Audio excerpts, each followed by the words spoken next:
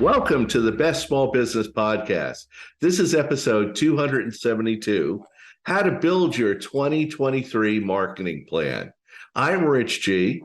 And I'm BJ Flagg. Let's get into the elements. This is my favorite time of year.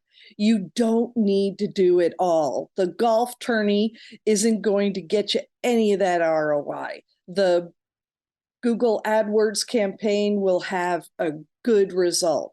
It's different for everybody. Yeah, this might be painful for some business owners out there, but it's critical that you have to build out a marketing plan. It will save you time, it's going to save you headaches, and most of all, the wasted money on advertising boondoggles that suddenly appear at a bad time of the year. You have a plan to stick to, and you can tell those boondoggles to go away. All right, let's go with action one. Action one is let's look back at 2022. What worked and what didn't? I want you to sit down and review your business performance this year. What were the high points? Were there big sales, lots of clients? And what were the low points where you didn't have that much money or there was client scarcity? Lay this out on a sheet of paper to factually illustrate exactly what happened during the year. You could do it month by month or quarterly or biweekly. Just lay it out to get a better idea on the performance of your business during the year. Yeah. And then overlay your promotions, social media, marketing to see if there are cause and effect occurring with all of your actions. Analyze your marketing behaviors to better understand their impact on your business results. Yeah, maybe you write an e-blast that suddenly gets you some business, or maybe you run a certain type of Instagram post that suddenly gets you lots of clients. You need to understand that cause and effect. So Yeah, then definitely. break out your site analytics, your website analytics, to see who visited, when they visited, and what they did and where they went. An annual review will uncover incredible insights about your prospect behavior. Yeah. And, don't just do web, do all your social, because it's just you're going to see so many key points that are going to be so beneficial for your 2023 plan. Action two, create a foolproof marketing plan for 2023. Once you've reviewed your map and your analytics, it's time to create a workable, scalable, flexible marketing plan. Begin this with the 12 months of the year, and then put in the seasons of your business as they were reflected in action one. Yeah, by mapping out the ebbs and flows of your business so you can see when you need a push or when public awareness is more appropriate, you'll start to see a pattern, and your future self will absolutely thank you. For sure. The next step is crucial. Look at what direction you want your sales to go in 2023.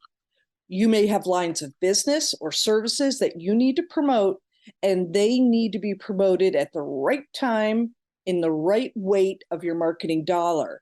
I can't tell you the number of businesses who do come to us need a major realignment in their marketing dollars to really make sales happen. They just haven't weighed it right, and they have pet projects or favorites that really need to be backed off and go with the ones where we know we're going to get some great sales.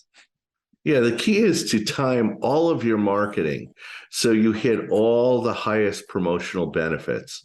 This could be a product or service rollout, or a new store, or expansion of a division. You want to make sure the plan will reflect all of your sales goals. Yeah, it's a process, but it's so worth it. Yeah. Action three is my middle name, content, content, content. Okay. Based on your past performance and future plans, we now have to deliver key content blocks to present throughout the year. Why do we do this? Well, if you have them all laid out in a logical progression, it's so much easier to tackle when it's time to promote. You'll know I need to get ready for Halloween. I have to get ready for the holidays. First, what are you going to talk about? Will it just be a promotion, a sale, or a discount, or a bundle of products? Will it be information for the client to use, like a motivational quote, or an article, or even an instructional video? Decide and allocate what your content will be on your marketing calendar. Then let's focus on the where. Where are you going to promote your content? On your website, LinkedIn, Instagram, YouTube, eBlasts. Once you've built your content, you need to decide where it will go and how you will develop and deliver it for maximum impact.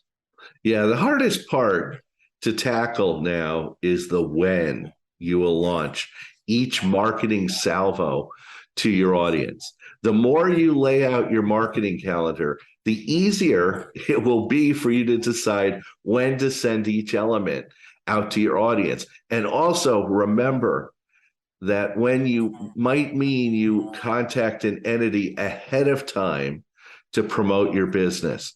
Say if you're sponsoring baseball uniforms or doing a billboard, you need to let them know months ahead of time. So you need to build that into your marketing calendar when you're doing the when. And, looking back at your previous years, decide on the who, your audience or audiences. You may want to modify or rejigger your content to different audiences to ensure they've embraced your message. But keep the who to about 2 to 3 total audiences at the most. If you keep expanding your audiences to say 5 or 7 different demographics, you're going to eventually run into a much weaker marketing plan result. So let me take you into action number 4. Set up your analytics benchmarks. Now, I know not everybody gets excited about this component, but you're going to find joy if you pick the right data to track. In action 1, you use last year's data to help tell the story of how you did. What data really didn't help paint a realistic picture of 2022? Don't bring that into your new plan. Leave it behind. Yeah, you might have a new social media account on a new platform that needs to be tracked. Assign a number of key data points to chart that will give you insight into your progress. You don't need to have all the data points, just some that will help grasp the effectiveness of campaigns and posts. When you are done, take a look at all those data points together and see if there's anything missing or overlapping or doing something like that. You may need to reach out to a professional at this point for a quick consultation. And, it's a great time to do that. It's an important thing is to start with that fantastic, great baseline. I also want you to stretch everyone and suggest you create data goals for each quarter, which you can adjust as you reach them. Use your 2022 analytics to help build these goals. This will help you pushing for results and analyzing as you go. So our resource this week is you're going to love it. It's right down my alley. The one-page marketing plan. Get new customers, make more money, and stand out from the crowd by Alan Dibb. Warning, do not read this book if you hate money. I love that one. He has such a great personality. He wants you to build a successful business. You really need to stop doing random acts of marketing and start following a reliable plan for rapid business growth. Traditionally, creating a marketing plan has been a difficult and time-consuming process, which is why it often doesn't get done. Yeah, it's a great book. It shows you how to get new customers, clients, but also why big business style marketing could kill your business and strategies that actually work for small and medium-sized businesses. So it's a wonderful book for everybody that's listening to this podcast.